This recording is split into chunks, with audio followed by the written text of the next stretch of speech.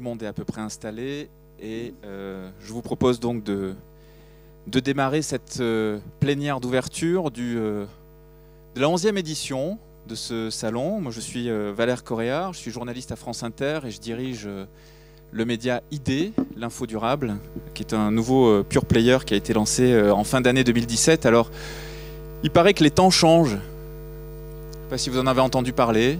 Il y aurait une vague qui monte dans un environnement un peu, comment dirais-je, anxiogène pour les uns, mais aussi enthousiasmant pour les autres. Il s'agit de trouver des solutions dans un contexte tendu, d'un point de vue à la fois environnemental, bien sûr, sociétal, culturel, social. Et dans ce contexte de prise de conscience, de quête de sens et même de quête de solutions, le grand public commencerait à être au rendez-vous. Et c'est notamment de cela dont on va parler ce matin. C'est cette coordination d'attentes, de besoins, de recherche et de solutions, d'offres, de services, de produits qui à un moment donné matchent ou pas. La question évidemment c'est aussi celle du greenwashing, du social washing et de tout ce qu'on peut raconter à travers cette parfois hystérie du marketing. La question qui se pose effectivement, c'est d'aller à la rencontre ou non de produits et de services qui soient réellement durables, qui impactent si possible positivement. Alors d'abord, le premier objectif, c'est la neutralité, c'est souvent ce qu'on met en avant, c'est déjà pas mal. Et ensuite, positivement, et pourquoi pas tendre vers un intérêt général, jusqu'à, qui sait, l'inscrire dans ses statuts. C'est un débat qui est d'actualité. Voilà, c'est le thème donc de cette plénière d'ouverture, au-delà de la RSE, comment transformer durablement ces produits et services. Je vous remercie bien sûr d'être présent, je pense que ça va être très intéressant. Et puis je vous remercie aussi vous, nos participants, professionnels, experts et expertes avec un petit souci de parité manifeste. Mais enfin, la transparence et le fait de le reconnaître, c'est déjà un pas. C'est aussi ça le durable. Alors, dans l'ordre d'intervention, et en commençant quand même par vous, Myriam Maestroni, vous êtes présidente directrice générale d'économie d'énergie. Merci d'être avec nous. Peut-être en 30 secondes, un mot sur l'entreprise que vous représentez. Écoutez, merci à tous d'être ici. Ce n'était pas un jour très facile. Donc, moi, je vais vous dire très simplement que cette question que vous posez, j'ai répondu il y a 7 ans, lorsque, après 20 ans dans le pétrole et le gaz, j'ai créé Économie d'énergie en essayant de me mettre à la place du client et non plus dans toute la logique de supply chain. Et aujourd'hui, Économie d'énergie est une société à parité, alors que j'ai beaucoup vécu dans le pétrole en étant la seule femme au top 100 pendant plus de 15 ans et a accompagné 500 000 travaux de rénovation énergétique aux côtés des plus grands noms de ce pays. Et voilà, l'idée aujourd'hui est de doubler parce que je lisais avec grand bonheur la dernière version de la Harvard Business Review qui commençait, je crois qu'on peut s'en féliciter aujourd'hui, l'édition de janvier, par le développement durable est-il rentable, et il y avait plein de réponses positives en ce sens. Donc c'est une bonne nouvelle à annoncer aujourd'hui. Merci. À vos côtés, Philippe Dorge, vous êtes directeur général adjoint en charge de la branche services, courrier et colis du groupe La Poste. Il y a besoin de présenter encore La Poste ? Je ne crois pas. En tout cas, La Poste, tout le monde la connaît, bien sûr. Et vous avez la Banque Postale, vous avez l'Express avec Chronopost, DPD, des grandes marques internationales. Puis vous avez La Poste, je dirais le cœur historique de La Poste avec les 75 000 facteurs. Donc la branche service courrier et colis. C'est le service universel de distribution du courrier. Ce sont des services de livraison autour du commerce, du e-commerce et des colis avec la grande marque Colissimo. Et de plus en plus, et nous allons en parler, des services de proximité. Et la Poste se transforme. Elle est aussi solution par rapport à tous nos enjeux sociétaux, environnementaux dont on va parler. Oui, avec une une force de frappe quand même singulière sur laquelle on va sans doute pouvoir revenir, et une capacité de transformer certaines choses. Nigel Stansfield, vous êtes président d'Interface. Welcome. You're going to speak English, but let us know some things about your company in a few seconds, please. Yeah, thank you. Interface is the world's largest manufacturer of flooring for commercial office space. I would hope that many of you people have come across Interface over the years. We are known for our commercial interiors, but predominantly in this space, we're known as a pioneer of sustainable manufacturing practices. And I'm going to talk to you later about our Mission Zero journey, our commitment to have zero impact by the year 2020. And then I'm going to talk to you about what's beyond the 2020 Mission Zero, what's next for Interface in our leadership position as a sustainable manufacturing company. Thank you. Éric Munier, vous êtes associé au sein du département Performance et Transformation Durable d'EY, donc c'est ex-Ernst & Young. Un petit mot peut-être sur le groupe. Alors oui, EY est connu autour du métier du chiffre, mais moins et à tort sur les activités de conseil. On intervient sur tous les grands projets de transformation, et ce dont on va parler aujourd'hui fait partie, à mon sens, des grands projets de transformation. Il y a aujourd'hui ce qui change la société, il y a le digital, il y a la globalisation, mais il y a aussi les questions de durabilité. Et ça, c'est en train de transformer, certes, la consommation, mais donc aussi toutes les entreprises derrière. Et donc nous, on a un rôle à jouer à ce niveau-là. Et Jean-Pierre Blanc, vous êtes le directeur général de Malongo, les cafés, cette entreprise qui date, si mes souvenirs sont bons, autour des années 30, 1930, oui, c'est ça, 1934, qui a été créée à Nice. Nous sommes une PME qui s'est spécialisée progressivement dans le commerce équitable et l'agriculture bio en café. Vous connaissez nos produits, une petite boîte verte avec quelques petits producteurs qui s'appelle le café des petits producteurs, que vous voyez dans toute la grande distribution. Nous sommes aujourd'hui le leader du marché avec près de 26% du marché, et en agriculture bio à 13%, on est également le numéro 1. La réflexion, je vous parlerai un petit peu de cette transformation. Moi, je suis tombé dans le commerce équitable en 92. Donc j'ai vécu un petit peu toute cette période de doute. La RSE, le développement durable, aujourd'hui c'est un peu, excusez-moi de le dire, ça fait un peu tarte à la crème. Je pense que nous devons nous interroger sur quel est le sens que nous devons donner, non pas transformer nos produits pour rester dans le marché, mais quel sens nous donnons à notre entreprise pour que cette entreprise porte les valeurs de ces produits. C'est-à-dire inverser le schéma si on veut transformer. Aujourd'hui, on sort d'une société de grande consommation pour entrer dans une société de partage. Je pense qu'on doit y aller tous ensemble. On va crever tous ensemble sinon. Donc, je pense qu'on doit se réinterroger sur qu'est-ce que c'est la RSE et comment l'introduire d'abord par le dirigeant et ensuite la faire couler tout doucement sur les produits. Ah oui, j'ai cru couler tout court, j'ai eu peur.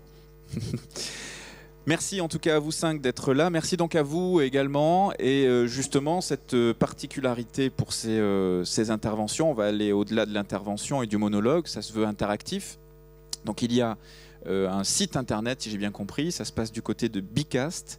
On a dû, où on va vous briefer là-dessus à un moment où... Ah ben voilà, c'est là. Vous voyez, bicast.com/produrable.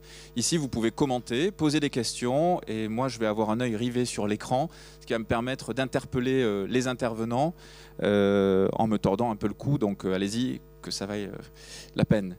Merci en tout cas à vous tous. Bon salon, et c'est parti avec la première intervention, la vôtre, Jean-Pierre Blanc, donc directeur général de Malongo. On vous écoute. Oui. Alors, je voudrais juste raconter un peu deux expériences qui me semblent importantes. C'est comment nous avons mis un pied dans le développement durable avec le commerce équitable. et comment on a été beaucoup plus loin en 97 avec une machine à café à dose éco-conçue et un changement disons, d'organisation par rapport aux consommateurs. Donc moi, j'ai découvert en 92 la première coopérative de commerce équitable dans l'isthme de Tehuantepec au Mexique, parce que j'étais à la recherche d'un café biologique. Déjà à l'époque, on n'en parlait pas beaucoup. Et là, j'ai rencontré le co-fondateur du label Max Havelaar, qui est aujourd'hui le label numéro 1 sur le commerce équitable en France. Et j'ai vécu avec des petits producteurs indiens une expérience unique et qui m'a fait me repositionner par rapport à nos produits. Hein, c'est-à-dire tout d'un coup, on était dans des personnalités qui faisaient des produits de qualité, avec des produits qui n'étaient pas payés au prix de revient, on en parle beaucoup actuellement avec les EGA, voilà, et qui avait une culture extrêmement forte. Et je trouvais ça tout à fait dommage de ne pas rentrer dans ce jeu-là. Donc j'ai commencé à travailler avec eux depuis 92 en payant, je pense que tout le monde sait ce que c'est le commerce équitable aujourd'hui, c'est bientôt la quinzaine. Donc qu'est-ce que c'est? C'est un prix minimum garanti, quels que soient les cours du marché. Hein, le café est coté à la bourse de New York pour les Arabica et à Londres pour les Robusta. C'est une prime sociale qui permet le travail en collectif, parce que les petits producteurs et les coopératives fonctionnent de façon autonome par village et puis sont regroupés en coopératives. Et donc, il est nécessaire d'avoir du collectif derrière. S'il n'y a pas de collectif, ça ne marche pas. Et ensuite, de transformer tout ça en agriculture bio pour éviter d'utiliser les pesticides. Et je peux vous assurer que dans beaucoup de pays, que ce soit en Asie, que ce soit en Afrique ou que ce soit en Amérique centrale, le passage à l'agriculture biologique est un souhait de tous les producteurs, même s'ils sont encore pour beaucoup à l'agriculture, à l'agrochimie, au niveau de la santé d'abord, et puis au niveau du coût des intrants sur lesquels il faut travailler. Donc, le modèle économique, le commerce équitable, c'est un modèle économique. Un modèle économique, ça veut dire qu'on crée un écosystème, on monte des filières et on essaie de déployer en coordination avec les coopératives un produit de grande qualité que le consommateur va choisir, parce que derrière ce produit, il y a des valeurs, parce qu'il y a des hommes, et aujourd'hui, on a besoin d'être près du produit. Hein. Quand on va parler peut-être tout à l'heure de traçabilité, aujourd'hui il y a besoin d'avoir des traçabilités des produits. Hein. On a besoin de savoir la tête du petit producteur qui a derrière les 30 grammes ou les 50 grammes de café que vous allez acheter. Donc il est important de faire ce traçage et de déployer ces activités. Donc aujourd'hui, nous distribuons à peu près en prime sociale et en prime bio l'équivalent par an à peu près de 3 millions de dollars. Pour une entreprise, nous faisons 100 millions à peu près d'euros de chiffre d'affaires et nous faisons 60% de notre activité en agriculture bio et commerce équitable. Donc c'est beaucoup d'argent dans les zones rurales, c'est beaucoup de développement. Et on leur apprend à se développer avec d'autres activités complémentaires. Hein. On fait de la culture vivrière, on déploie des cultures pour les femmes, on monte des actions directement avec les producteurs. Et derrière cela, le consommateur a cette perception. Il ne s'agit pas uniquement de prendre un logo, de prendre un label et d'apposer le logo au label. Moi, j'ai été étonné en préparant la réunion. Je me suis rendu compte qu'on avait 10 labels et certifications. Donc, j'ai pris peur, je ne savais même pas.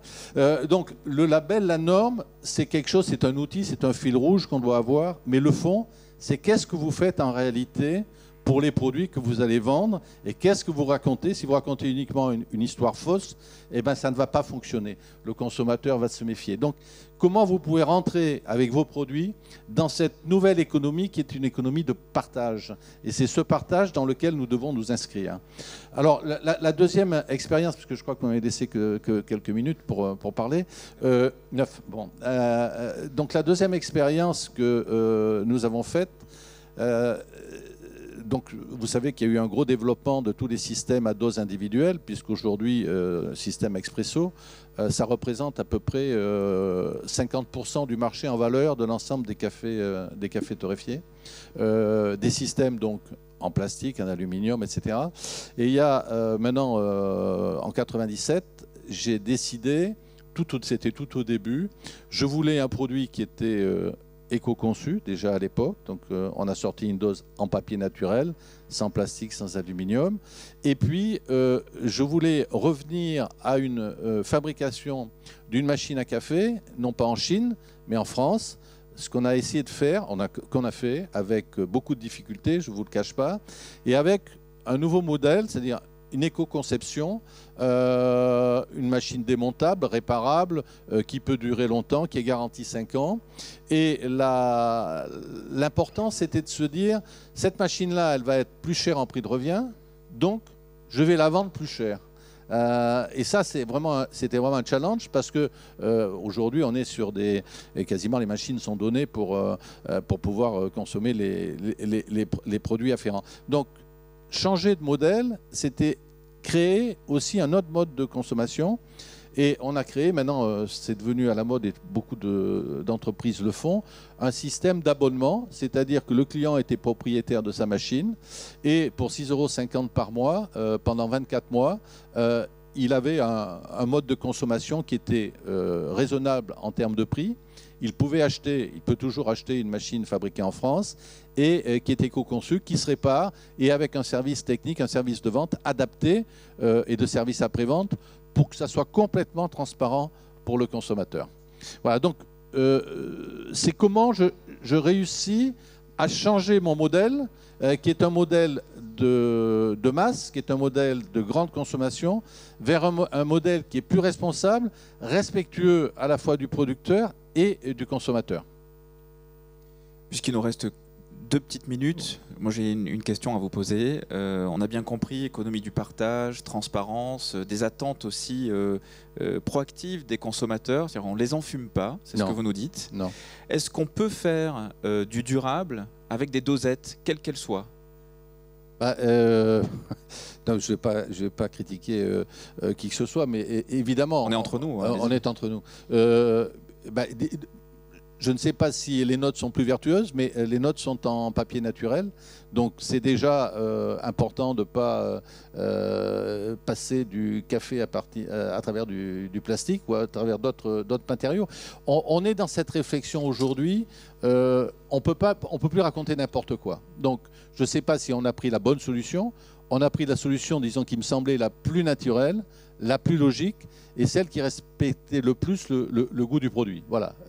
Maintenant, l'avenir nous dira si nous sommes un petit opérateur, donc on ne va peut-être pas bouleverser les grands groupes, mais disons, on trace notre voie, on progresse chaque année, c'est-à-dire que ça correspond quelque part à un besoin, à une demande, et on en fabrique relativement beaucoup, puisqu'aujourd'hui on en fabrique à peu près 300 millions par an, hein, donc c'est pas rien, donc on se développe en hôtellerie, en restauration, à l'exportation avec ces produits-là, c'est que ça correspond quelque part à une demande, ce besoin de santé, de qualité, de naturalité, voilà.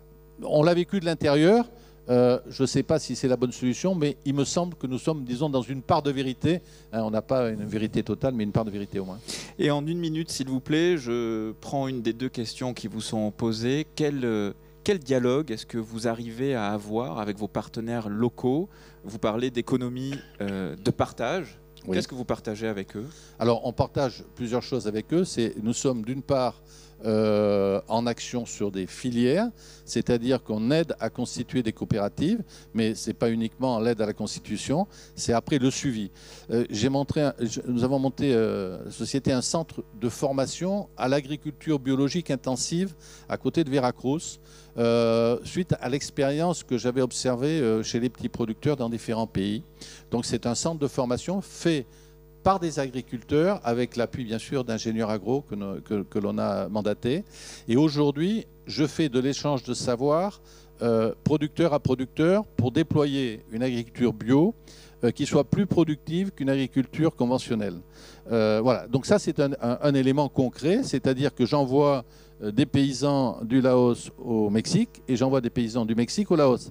C'est pas avec des slides qu'on fait de l'agriculture bio, c'est dans les champs quand on peut démontrer aux paysans la méthode et l'intérêt de la productivité par rapport à cette nouvelle agriculture. Voilà, ça c'est un exemple concret. Merci beaucoup, Monsieur Blanc, d'avoir accepté de répondre à la fois à ces questions et pour cette intervention. Vous pourrez bien sûr intervenir au long des différents échanges si vous le souhaitez. Je passe la parole à Philippe Dorge. Vous êtes directeur général adjoint en charge de la branche services courrier et colis du groupe La Poste. Et si vous pouviez être assez resserré dans la prise de parole pour qu'on respecte le timing et notamment les transports des uns et des autres. Voilà. Absolument. Merci. On va essayer d'aller à l'essentiel. Je voudrais d'abord peut-être indiquer que tout démarre du côté de La Poste par un engagement authentique, un vrai engagement authentique qui est à la mesure à la fois de l'image, du capital confiance de l'ensemble des Français, de tous nos clients envers La Poste. C'est un engagement fort vis-à-vis du respect de l'environnement, de la responsabilité sociale, sociétale, qui date d'il y a plus de 20 ans. Donc c'est un engagement qui a été mûri dans le temps et qui, dans la durée, se construit. Je veux citer deux exemples, finalement, de ce fondement de notre transformation et des solutions que je vais évoquer. Le fondement, c'est finalement un engagement, parce que ça part de là, un engagement RSE, un engagement pour l'environnement. Et ensuite, on peut parler de stratégie, on peut parler de l'évolution de la raison d'être de l'entreprise et des sujets marketing. Cet engagement RSE, il est donc lointain, il est vivant. Je veux citer deux exemples. D'abord, La Poste, c'est 37 000 véhicules électriques. C'est la première flotte au monde de véhicules électriques. On en est très fiers, en particulier aussi des véhicules 4 roues. C'est la première flotte de véhicules 4 roues électriques au monde. Donc, tant que la Poste chinoise, en tout cas, ne se met pas à faire des véhicules électriques, je crois que c'est important de le noter. Et puis, engagement RSE qu'on retrouve évidemment dans la neutralité et dans la compensation carbone intégrale de toutes nos activités logistiques. Donc ça, c'est le fondement, finalement, c'est notre engagement, ce sont nos réalisations. Mais partant de là, effectivement, de réfléchir, d'engager une réflexion stratégique. Et je crois qu'on a accéléré cette réflexion dans les années 2014 avec le projet qu'a impulsé Philippe Val, La Poste 2020, Conquérir l'avenir. C'est de s'interroger au fond, La Poste confrontée à, bien sûr, la digitalisation et la globalisation de l'économie, les échanges numériques, la baisse du courrier qui est considérable. Et finalement, La Poste a été amenée à s'interroger à quoi sert La Poste, qu'est-ce que La Poste, à quoi elle sert. Et bien sûr, elle continuera à distribuer du courrier, à livrer plus de colis, mais partant d'une réflexion stratégique. Et dans cette réflexion stratégique sur la transformation de La Poste, évidemment, notre propre transformation, c'est aussi à quoi sert La Poste. Par cette couverture nationale, cette présence locale avec l'ensemble de ses actifs, à quoi nous pouvions servir. Et évidemment, nous avons intégré les enjeux de transformation, de transition énergétique et écologique, évidemment. Et donc, partant de là, de réfléchir à des solutions, à ce que nous allions faire dans notre propre transformation et pour la société. Dans ce cadre-là, deux livrables, deux dimensions. D'abord, c'est de repasser l'ensemble de nos offres au prisme du respect de l'environnement. C'est une démarche marketing, d'éco-conception, de prendre toutes nos offres traditionnelles, comme la distribution du courrier, Colissimo que j'ai évoqué, c'est au prisme du respect de l'environnement. Est-ce que toutes ces offres sont compatibles et qu'est-ce que nous devons transformer, changer pour qu'elles le soient? Mais d'aller plus loin encore, dans justement cette transformation stratégique du groupe La Poste, c'est de se dire, dans la transition écologique et énergétique, à quoi nous allions servir? Et on a réfléchi, bien sûr, on a regardé les évolutions des marchés, les attentes, les besoins, les enjeux sociétaux. On a vu, au fond, partant aussi de ce que nous savions faire, de nos métiers, de nos actifs, ce qui passionnait aussi les postières et les postiers, 5 dimensions sur lesquelles nous allions innover, nous allions avancer. Je veux les citer simplement aujourd'hui. La rénovation énergétique des logements. On voit bien que voilà, nous avons un grand sujet politique d'ailleurs, qui est la rénovation des logements en France.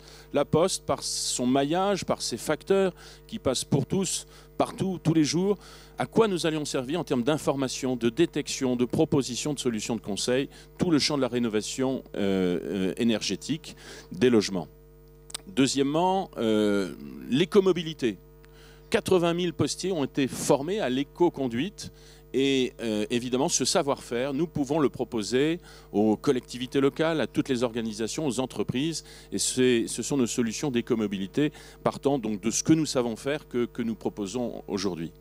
Troisième champ, c'est bien sûr la banque postale, le financement et notamment le financement des énergies renouvelables avec les grands programmes de financement de la banque de financement de la banque postale. Le management de l'énergie, des bâtiments, à la fois des bâtiments logistiques, industriels, mais aussi tertiaires. Nous savons de plus en plus manager l'énergie et proposer des solutions à, là aussi, des organisations, aux collectivités locales et aux entreprises.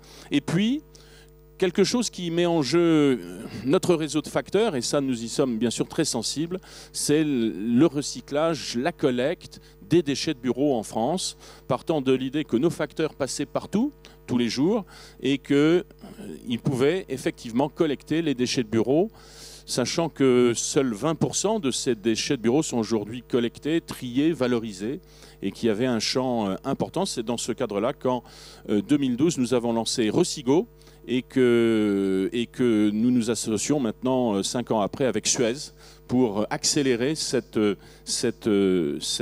solution. Finalement, donc, partant d'un engagement RSE fort, intégration de cette dimension sociétale, environnementale dans la transformation stratégique de l'entreprise, démarche marketing et d'innovation. Finalement, à quoi ces démarches servent et comment nous pouvons mesurer qu'elles sont impactantes. Je voudrais citer finalement 3 dimensions. D'abord, un avantage de compétitivité pour le groupe La Poste. Ensuite, le regard des clients et la satisfaction des clients de La Poste à cet égard. Et puis au fond, finalement aussi la raison d'être de l'entreprise qu'il y a derrière, que nous voulons poster, et l'engagement des postières et des postiers derrière tout cela. Si vous pouviez le faire en vraiment 2-3 minutes, ce serait merveilleux. L'avantage compétitif, simplement voir qu'aujourd'hui des collectivités locales, des entreprises viennent voir La Poste pour les solutions qui sont mises en œuvre par La Poste et comment nous pouvions les appliquer chez eux. Je veux citer aussi un avantage compétitif, c'est qu'aujourd'hui les appels d'offres des entreprises prennent en compte de plus en plus ces critères. Ça pèse pour 20% des critères de choix dans les appels d'offres. Donc un avantage compétitif. Quand on s'engage dans ce domaine, ce n'est pas incompatible avec la compétitivité de l'entreprise. L'engagement des postières et des postiers, il est très fort. J'ai cité les 80 000 postiers qui ont été formés à l'éco-conduite. Quand on interroge les postières et les postiers sur ces critères, ils sont fiers à la fois de travailler dans une entreprise qui s'engage réellement. Et puis pour nos clients, on le voit sur les gammes par exemple Colissimo, avec des éco-comparateurs de nos solutions de livraison. Et puis aussi un engagement fort sur la logistique urbaine. Je pense que ce serait l'objet même d'une conférence en soi. La logistique urbaine aujourd'hui, l'explosion du e-commerce, des livraisons à domicile, fait que nous avons des problèmes d'encombrement dans nos villes, dans nos métropoles. Et évidemment, nous pensons que La Poste, là aussi, va apporter des solutions en mode neutre, doux, dans les centres-villes, décarbonés, et proposer ces solutions aux centres-villes, parce qu'il faut regagner la place qui a été gagnée sur le transport des personnes, mais qui a été perdue sur le transport des marchandises, avec des solutions de logistique urbaine. Peut-être pour finir, intégrer évidemment cette transformation dans la raison d'être de l'entreprise. Je crois que Jean-Pierre Blanc en a parlé, et tout découle de cela. Je fais référence aussi au rapport Nota-Sénart. Je crois que c'est important. À quoi sert La Poste? Pas simplement à distribuer du courrier, elle sert à relier les hommes, les femmes entre elles, à échanger, à communiquer, à expédier, à recevoir, mais de le faire sans impact, au contraire avec des impacts positifs par rapport à la planète. Et La Poste aussi certainement a contribué par sa puissance à faire évoluer les comportements. Merci beaucoup, notamment d'avoir fait vite. Je vais du coup vite vous poser une question à laquelle vous pourriez peut-être répondre aussi rapidement, ou presque. Notamment celle-ci, vous avez parlé d'avoir la plus grande flotte de véhicules électriques au monde. Il ne vous a pas échappé les débats sur ces véhicules électriques et notamment l'utilisation de matériaux rares. C'est ce que nous dit Chiara, elle cite notamment le cobalt. Est-ce que vous tenez désormais compte de cette particularité, de cet enjeu, et de quelle façon?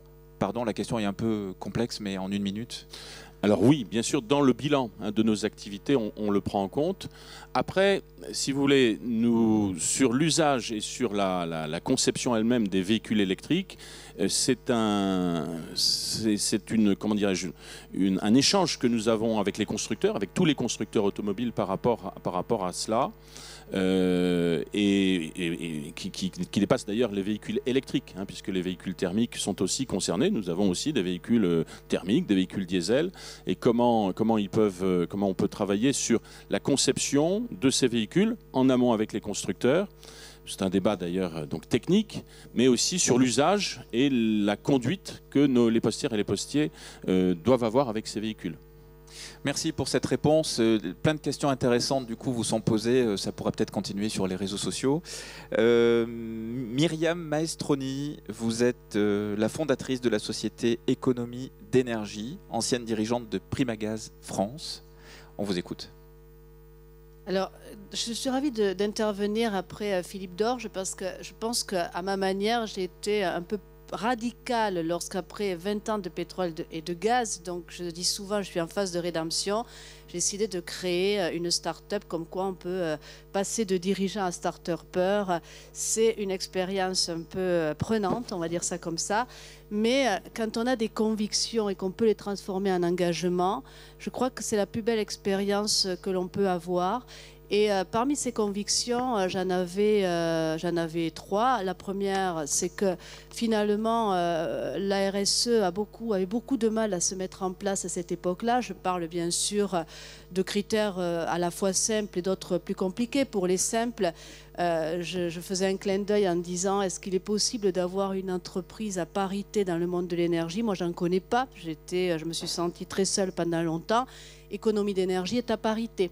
En termes d'enjeux sociétaux, je sais que le travail des jeunes est un grand problème aujourd'hui et je suis très fière de dire économie d'énergie aujourd'hui, 7 ans plus tard, on a démarré de zéro en 2011, c'est 180 collaborateurs, 31 ans de moyenne d'âge. Est-ce qu'il est possible d'avoir une autre conception de l'énergie qui, ne l'oublions pas, est au cœur de notre société moderne et finalement, plutôt que de parler de toutes les grandes problématiques de ce qu'on appelle habituellement la supply chain, sur la disponibilité, la diversité des approvisionnements, etc., on peut peut-être voir le sujet autrement et s'intéresser aux clients, qui pendant longtemps n'a été qu'un usager et qui aujourd'hui est en train de devenir un consommateur producteur. Et cette révolution du client que l'on est en train de vivre, on peut peut-être l'accélérer en le faisant aux côtés de grandes entreprises. Et c'est vrai que sans dévoiler de grands secrets, puisque dans quelques heures, nous annoncerons un partenariat assez important avec la Poste, on se rend compte que tous ces rêves qui, à un moment donné, pour moi, étaient vus comme des fantaisies, vous savez, on se disait mais qu'est-ce qu'elle raconte? Comment, quand on est dans l'énergie, on peut se demander comment je vais aider mes clients à consommer moins? Aujourd'hui, c'est une réalité parce que dans les discussions sur l'énergie, on vient d'ouvrir la PPE, donc les discussions sur la PPE qui sera un grand débat public, le programme pluriannuel de l'énergie. Un des piliers de la transition énergétique sera l'efficacité énergétique, c'est-à-dire nous, consommateurs ou consommateurs et de même producteurs d'énergie, ou déjà pour certains producteurs d'énergie, il y a 20 000 autoproducteurs d'énergie solaire en France aujourd'hui et les plans prévoient 4 millions d'ici à 2030. Qu'est-ce qu'on peut faire? Et déjà, on peut commencer par faire une chose très simple, ou en apparence très simple, c'est réduire nos consommations. Nous vivons dans un pays, et Philippe Dorge vient de le dire, mais je peux étendre ce raisonnement à l'Europe, où un logement sur 2 est en surconsommation dans des proportions extrêmement importantes d'énergie. Et aujourd'hui, quand on parle de facteur 7, ce facteur 7, ça veut dire que nous devons diviser par 7 nos consommations sans pour autant réduire notre niveau de confort. Alors, sur vous, chez vous, là, un sur 2, et peut-être plus, ben, vous êtes aujourd'hui les principaux acteurs de cette transformation parce que finalement, pour consommer moins d'énergie, ben déjà c'est très simple, on regarde sa facture parce qu'évidemment, au-delà de la consommation et du CO2 émis, il y a un enjeu économique. Plus de 10 millions de ménages aujourd'hui en France sont en situation de précarité énergétique, c'est-à-dire qu'ils vont dédier plus de 10% de leur budget au prix de l'énergie, qui est vécu souvent comme un coût ou un montant un peu fatal. On va pas, avec beaucoup de gens qui font d'énormes efforts, et on doit s'en rappeler quand on a les journées de froid que l'on a eues pendant l'hiver. Et puis, on va se dire, ben, comment je peux changer mes comportements ? Ben, comment changer les comportements chez Économie d'énergie? Ça fabriquer des services qui sont aujourd'hui mis en place dans de très grandes entreprises pour sensibiliser les employés à réduire leur consommation. Puis on va se dire, pour autant qu'on fasse des efforts en termes de consommation, si j'ai une vieille maison mal isolée avec une chaudière à casserole, à un moment je dois faire des travaux de rénovation. Sauf que là, une chose c'est de se le dire à nouveau, autre chose est de passer à l'acte. Donc on va devoir commencer par pouvoir répondre à des questions très simples qu'on va tous se poser. Quels travaux je fais, par quoi je commence, à qui je m'adresse, comment je finance, à quelles aides ai-je droit, comment je les obtiens, quel matériel j'installe. Et donc toutes ces questions sont des services qui partent de ce point de vue du client, qui est cette customer centricity dont parlent les Américains et qui est centrale évidemment dans les processus de digitalisation. Et puis on pourra peut-être se dire, optimisons notre consommation d'énergie. On a des compteurs intelligents, ben, il faut qu'on soit aussi intelligent que, voire plus. Et voir comment on va mieux investir ou mieux utiliser les investissements que l'on a fait et où changer nos comportements. Et puis enfin, comment autoproduire, autoconsommer. Avec ça, je vous ai cité les 5 leviers de l'efficacité énergétique et la raison pour laquelle l'économie d'énergie aujourd'hui a 80 plateformes auprès des plus grands noms. Nous avons accompagné 500 000 travaux de rénovation énergétique depuis notre début et la prétention est de doubler. Pourquoi? Parce que là, d'ici à 2020, pourquoi? Et on le fera dans cette économie collaborative aux côtés de sociétés qui s'engagent comme la Poste. Je crois que sur le sujet, le message a été clair. Et pourquoi on le fera? Parce qu'il y a une urgence absolue que jusqu'à, même moi, quand j'ai démarré en 2003 à me poser des questions sur la planète, faisait des plans 2050 à 2100, c'était loin. Aujourd'hui, si on continue au rythme d'émissions de CO2 actuelles, mon ami Christian Depertu le rappelait il y a peu de temps, dans moins de 20 ans, on est déjà complètement saturé et donc on est évidemment au-dessus de la trajectoire des 2 degrés et on se retrouve avec des effets dominos ou des effets climatiques extrêmes qu'on ne sait plus maîtriser.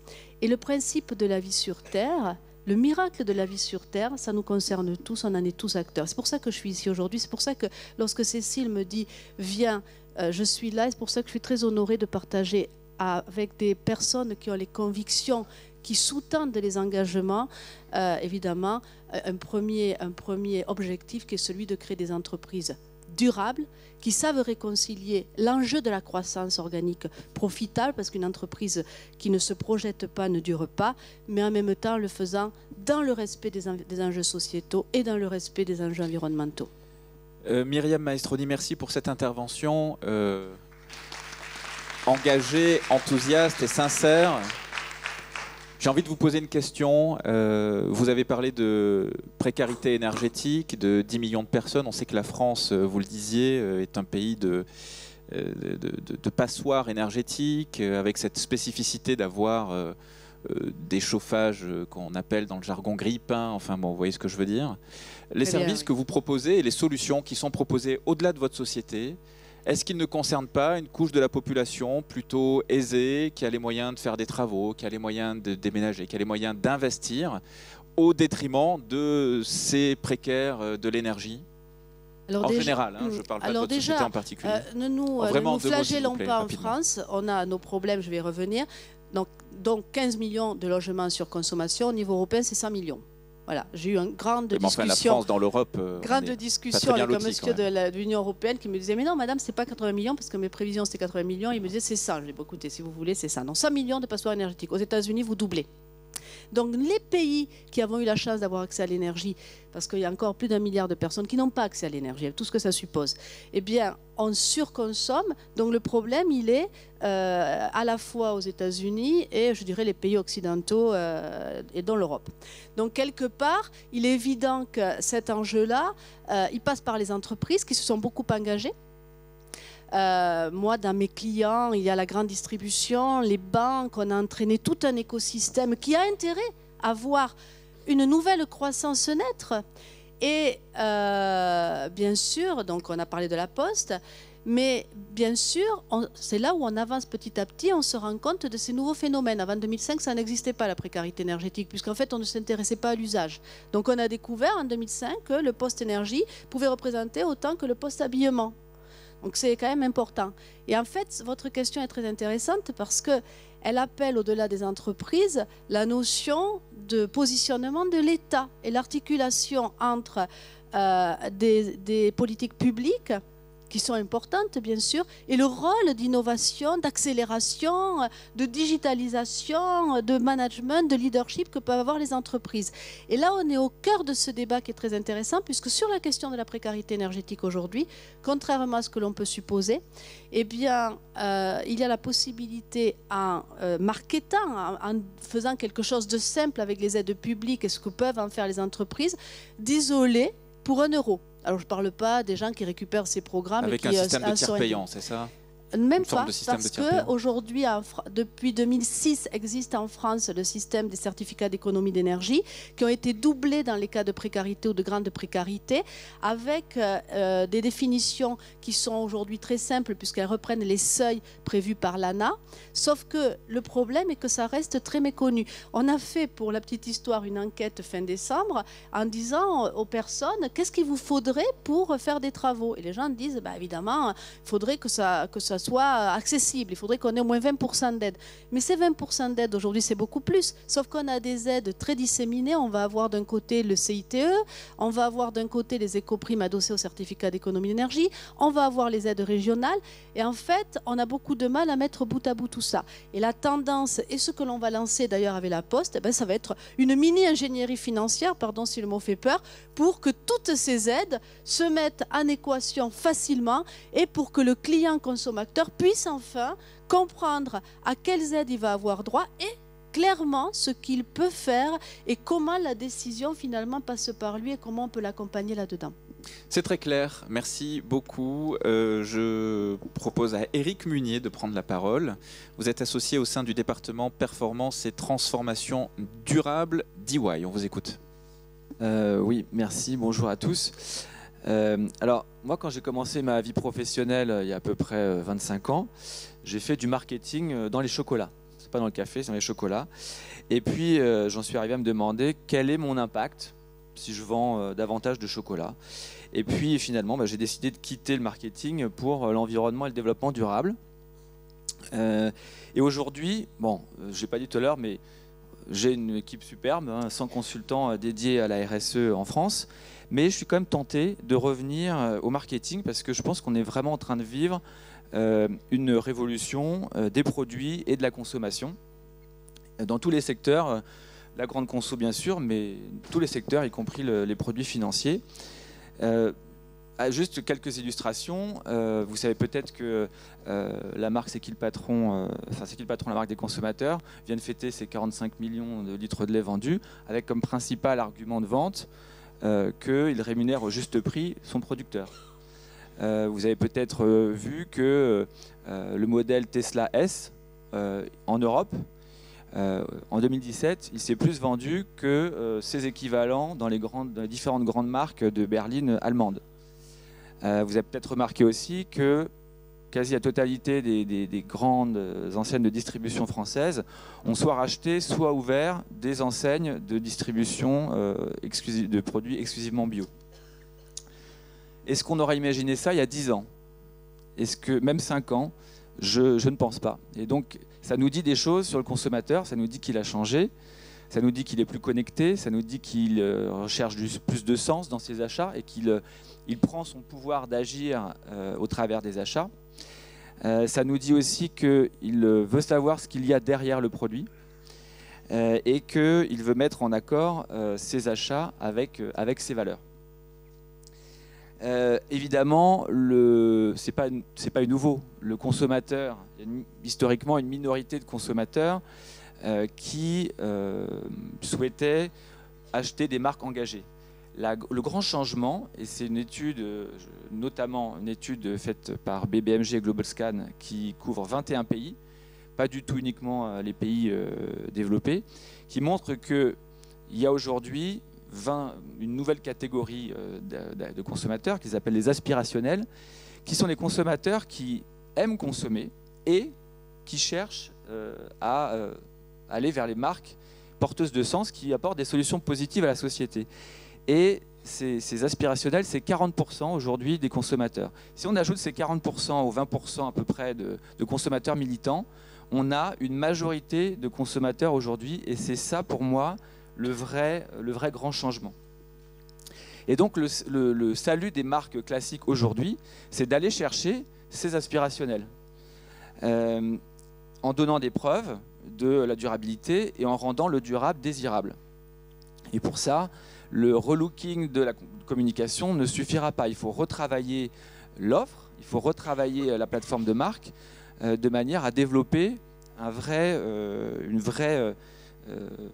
projet. Alors, c'est quoi une marque durable? Pour nous, elle repose sur 4 piliers.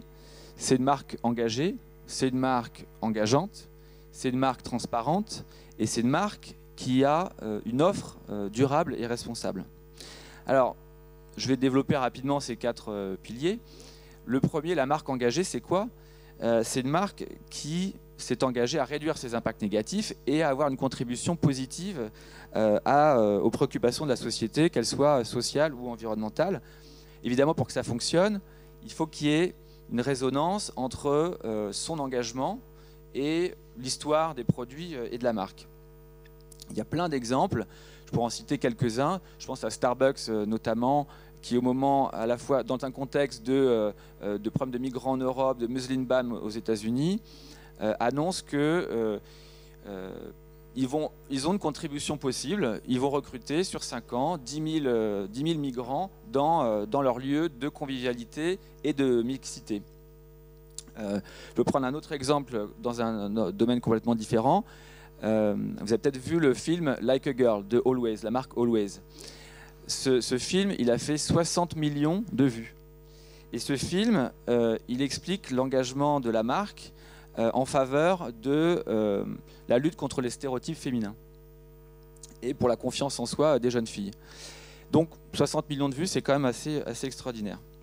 Le deuxième pilier de la marque durable, c'est une marque engageante. C'est-à-dire qu'elle va aller chercher le consommateur, engager un vrai dialogue avec lui, plus proche, plus sincère. C'est par exemple, j'ai cité tout à l'heure, j'ai parlé de C'est qui le patron, la marque des consommateurs, typiquement. Ils sont allés chercher le consommateur pour leur demander de définir le cahier des charges des produits et de choisir les produits qui vont être développés par la marque. C'est aussi un grand classique, Patagonia, qui invite ses clients à aller raconter l'histoire de l'usage des produits, comment ils les ont fait durer 20 ans ou 30 ans, qu'ils les sont passés de père en fils, de mère en fille. Et c'est donc eux qui vont venir témoigner de l'engagement de la marque. Le troisième pilier, c'est de la marque durable, c'est une marque transparente et sincère. C'est-à-dire qui donne à voir l'arrière-boutique, qui donne à voir les ingrédients, qui donne à voir les fournisseurs, qui explique ce sur quoi elle travaille, car elle sait qu'elle n'est pas encore exemplaire sur le sujet. C'est un exercice de transparence qui présente des risques, mais à mon sens, c'est assez incontournable si les marques veulent regagner la confiance des consommateurs. Donc encore quelques exemples. Vous avez peut-être vu Unilever récemment, ils ont annoncé la publication de la liste de tous les fournisseurs d'huile de palme du groupe. C'est quand même une sacrée gageure. Et on pourrait aussi mentionner toutes les marques qui font de l'étiquetage, alors étiquetage nutritionnel, avec Nutri-Score en particulier actuellement, ou l'étiquetage environnemental, beaucoup d'entreprises se lancent. Et on voit bien que là, le digital va apporter des solutions pour aller très très vite sur ces sujets. Alors le quatrième pilier de la marque durable, et non le moindre, c'est une marque qui développe des produits durables. Et donc là, il ne s'agit plus de travailler juste sur une niche, d'avoir quelques produits écolabellisés, d'avoir quelques produits équitables. Il s'agit de retravailler l'ensemble de l'offre. Et évidemment, ça génère beaucoup de résistance. Le marketing va d'abord dire que ce n'est pas dans sa plateforme de marque. Il va pouvoir aussi dire que les clients ne le demandent pas. Moi, ma conviction, c'est que le jour où ils le demandent vraiment, c'est trop tard. C'est-à-dire qu'on ne pourra plus se différencier. Mais c'est un vrai projet de transformation, ça nécessite beaucoup de compétences pour revoir les méthodes de travail. Et l'enjeu, c'est de rendre simple, pour des non-experts de la RSE, des sujets qui sont assez compliqués. Et donc, en quoi ça consiste? D'abord, c'est de définir qu'est-ce qu'un produit durable. Et je pense que dans chacune d'entreprises, la réponse va être différente. Et pour chacun des clients aussi. Donc la première étape, c'est vraiment de voir avec le client et avec l'entreprise, c'est quoi un produit durable. Et ensuite, c'est de mettre en face des indicateurs, des moyens de mesurer. Alors il y en a qui sont très quantitatifs, ça pourrait être l'empreinte carbone, mais dans d'autres cas, ça va être beaucoup plus qualitatif. Typiquement, est-ce que mes fournisseurs respectent les règles de l'OIT? Et ensuite, une fois qu'on a ce scoring de la durabilité des produits, c'est de l'intégrer dans les process, dans les différents outils qu'une entreprise va utiliser, que les développeurs vont utiliser, que les marketeurs vont utiliser. Puisqu'à la fin, l'objectif, c'est d'avoir toute cette information pour pouvoir raconter une histoire au consommateur et lui expliquer comment j'ai amélioré mes produits, sur quoi j'ai travaillé et pourquoi il est meilleur maintenant qu'avant ou pourquoi il est meilleur que les produits concurrents. Voilà, donc en synthèse, je pense qu'on est à un moment donné de rupture. Il y a une opportunité incroyable pour les marques aujourd'hui de s'adresser à ces aspirationnels et de faire la différence avec des marques durables.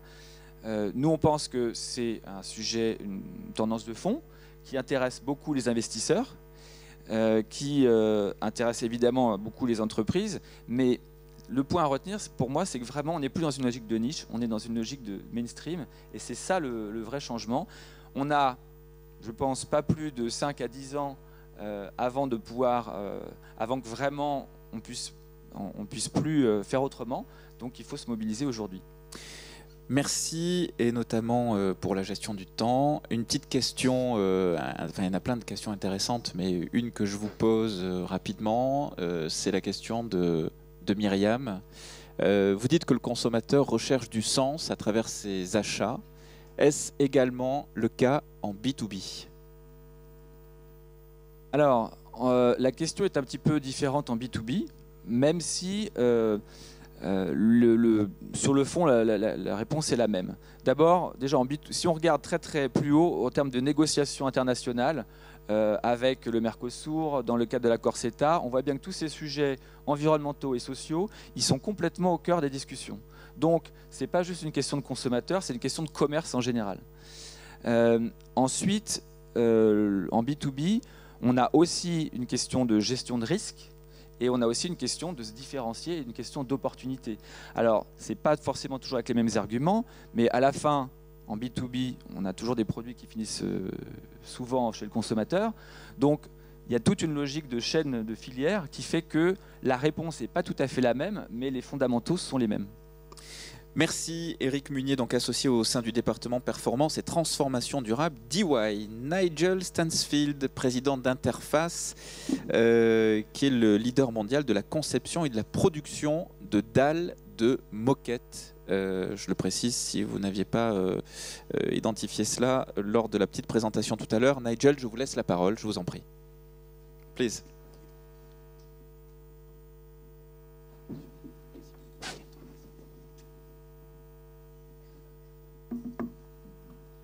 So a change of language and a slight change of style as well. I was asked to present today the journey that Interface has gone through and the next journey that we're about to embark upon. And there are probably a number of takeaways from this presentation, but I think there are two really key things, and I'll repeat them through the presentation. The first is think big. Interface has always thought big and acted boldly. The second is be optimistic about climate change. I want you to leave with a feeling that we can be, as a species, in control of our own destiny, and we can tackle climate change. The theme of my presentation today is creating a future and a climate that's fit for life. And I'm going to start by taking us back in time a little to talk about Interface's beginning of the journey. And just to remind you, Interface is a flooring manufacturer. We make carpet tiles. We make about 50 million square meters. That's 200 million carpet tiles every year. We manufacture in 7 different manufacturing plants on 4 different continents. And as I said at the introduction at the beginning, we're the largest manufacturer of commercial flooring on the planet.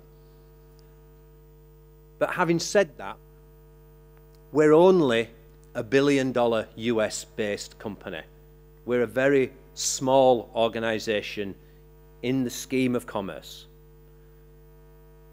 Interface's journey has been about demonstrating the ability to remain competitive, to have a purpose beyond stakeholder value, and to drive change with big ideas.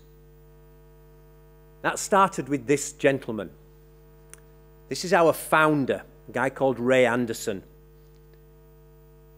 He founded the business in the 1970s, but the story I want to talk to you about today is when he changed the direction of the business and made us a purpose-driven organization, when he challenged us in 1994 to become a sustainable company. And he defined sustainability as climbing a mountain bigger than Everest, Mount Sustainability. Now, in 1994, when we started this journey, there were no books, there were no presentations, there were no organizations doing sustainability. It was not fashionable. It was considered at the time to be foolish. And many people thought Ray was foolish in his vision and his correction of our organization. We spent the next 2 years defining the way to climb the mountain. And these are the 7 different areas that we agreed upon that we would focus on to create a zero footprint company. And we made ourselves time-bound. We said that we would have zero impact on the environment as a manufacturing business by the year 2020, so in 2 years' time. And at the time, we were a linear organization taking, making, and wasting fossil fuel-derived raw materials. So the 7 fronts, the 7 faces of the mountain, we started to climb. And I want to share with you our progress to date. We report this progress every year. The numbers you are going to see are from our final numbers from 2016. We'll shortly announce our 2017 numbers. We believe that this gives us the proof points, and it also gives us the authenticity to talk about the next part of our journey. And I'll come to that in a second. So since we set our baseline in 1996, we've moved the needle in these 6 key areas. And as you read the slides, I want you to think about your own personal organizations, whether you're in an end-user organization, whether you're working in the consulting environment, whether you're an NGO, whether you're in manufacturing, and think about the commitments that came out of the Paris climate talks, COP21. Interface has significantly moved the needle. I'll pick 3 things out from that slide. In absolute terms, our greenhouse gas emissions have been reduced by 95% since we set the baseline. We now use more than 60% bio-based or recycled materials in our product, and that has significantly reduced the carbon footprint by over 60%. And we use renewable energy at 87% across our entire manufacturing footprint globally, including gas and electricity. In our 2 manufacturing plants in Europe, we're at 97% renewable, both gas and electricity. We believe this gives us the authenticity to talk about the next part of our journey, as I said. But it's also given us a wider understanding of sustainability and how, as a manufacturing business, you can drive purpose through your organisation, continue to create shareholder and other stakeholder values, and continue to drive a sustainable future. As we've become more knowledgeable about the journey, the last few years we've started to focus in these 5 areas. We continue to drive our factory footprint down to 0. We continue to think about end-of-life solutions for our product. We were talking about circular economy before circular economy was fashionable. We launched our re-entry product take-back program in 1995, recognising that the products that we were making then would eventually become the raw material, or potentially a raw material, for our future. We focus a lot on our people stakeholders, internally and within our customer base and supply chain. And we also have a program working with our suppliers to drive their manufacturing down to 0, a kind of a factories to 0 for our supply chain.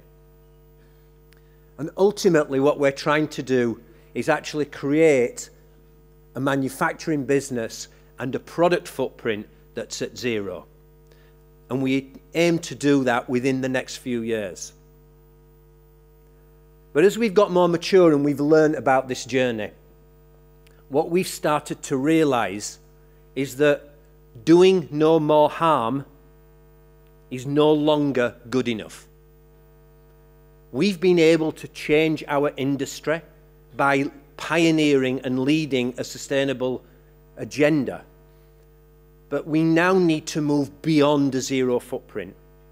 We now need to start thinking about how we can start having a positive impact as a manufacturing business. 0 is no longer acceptable. The reality is the climate has gone further than it ever possibly could have done if we'd have controlled it earlier. So as a business now, we started to think about what is the next phase of our journey? What is beyond Mission 0, our 0 footprint commitment? And we believe humanity as a species, we changed the climate by mistake in the Industrial Revolution in the 19th century. We believe we can now change the climate with intent.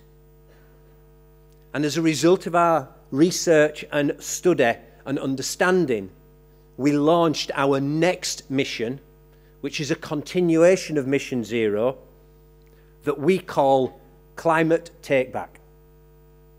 And Climate Takeback is Interface's commitment to demonstrate that a company like ours can not only deliver a 0 footprint, but can have a positive impact by reversing climate change.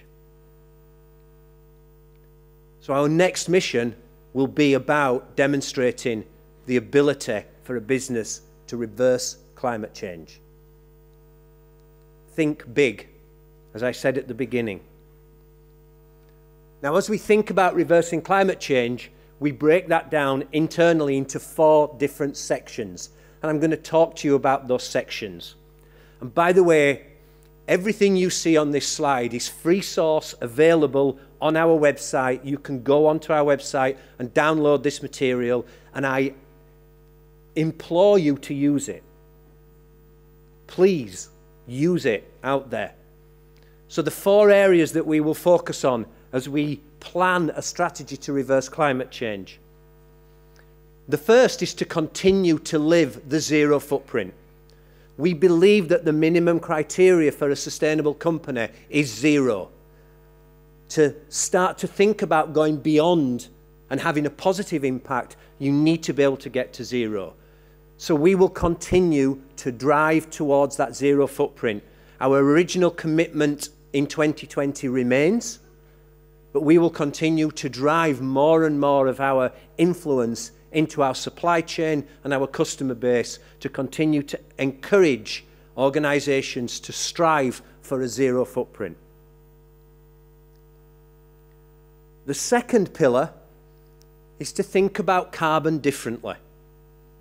The reality is, through our endeavours as a species, we've put carbon in the wrong place. But carbon is actually a building block of nature. It's a raw material that's used by nature to create life.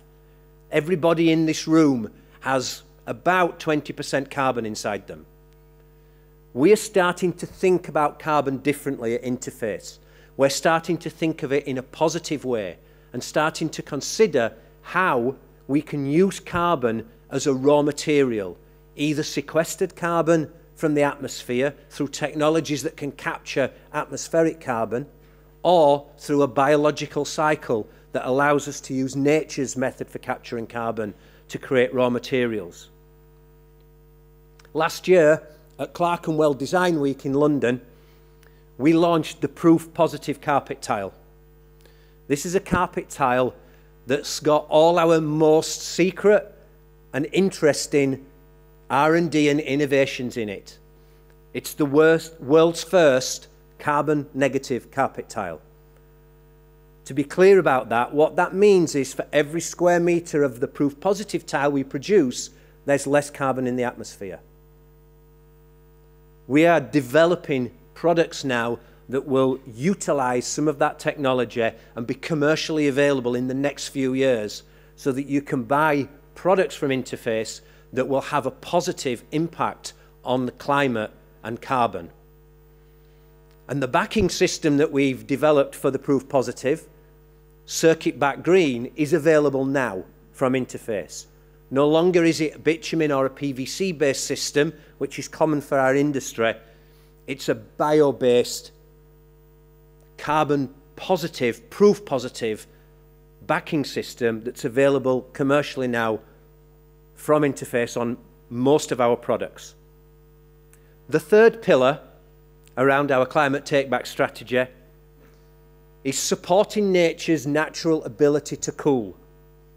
We know that nature can cool the climate given time, and what we need to do is stop competing with nature's ability to do that. 4.5 billion years of practice, she's very capable of resolving the climate in time. So we are now thinking about different systems and different approaches to how we could support nature's ability to cool. Earlier I talked about our Factories to Zero platform, our strategy to drive the footprint out of our manufacturing plants. We're going to go beyond that, and we're already now working on the next generation. I've not done that. and the system crashes because we're already working on the next generation of our Factories to Zero footprint, which in fact will be factories that operate as a forest. So we're considering our ecological footprint of our manufacturing businesses, and we're trying to design the way our factories operate to supplement and complement the ecosystems within which they currently sit. And we're running pilots now in 3 different geographies, in North America, in the Netherlands, and also in our factory in Minto in Australia. What we hope to be able to achieve, let me just take you. What we hope to be able to achieve through this evaluation is a way of redesigning the way our factories operate so that they complement nature's ability to regulate the climate in the area where they sit. So this may be, as an example, factories that purify air that come in, or clean the water that comes into the factory. So the water leaves the factory cleaner than when it actually arrived, as a forest would do. It may be that we create species, natural species inhabitant areas. It may be that we create carbon sinks, as a forest would do. So the Factories to the Forest pilot supports our third pillar, which is to make and support nature's ability to cool. Our final pillar, and the last piece of my presentation, is about leading the next industrial revolution, or the re-industrial revolution as we refer to it. We've already started to think about how we redesign our supply chains. A few years ago, we launched our Networks program, a program where we work with a marine conservation charity, the Zoological Society of London, in the Philippines to collect discarded and waste fishing nets and sell them into our supply chain to be recycled back into material that we can use in our products. Our Networks program has been widely recognized as one of the best examples of inclusive business available in the marketplace.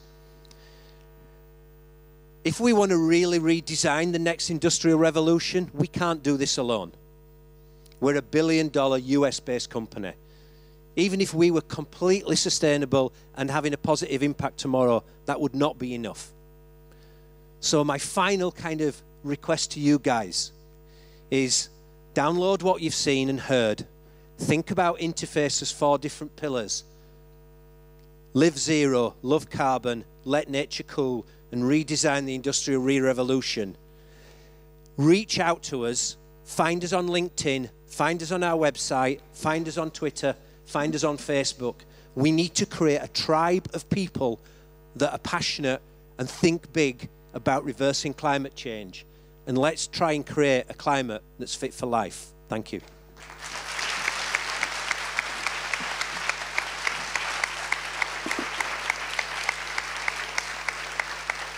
Merci beaucoup Nigel Stansfield pour Interface. J'excuse Myriam Maestroni et Jean-Pierre Blanc qui ont dû partir pour des questions de logistique et de transport.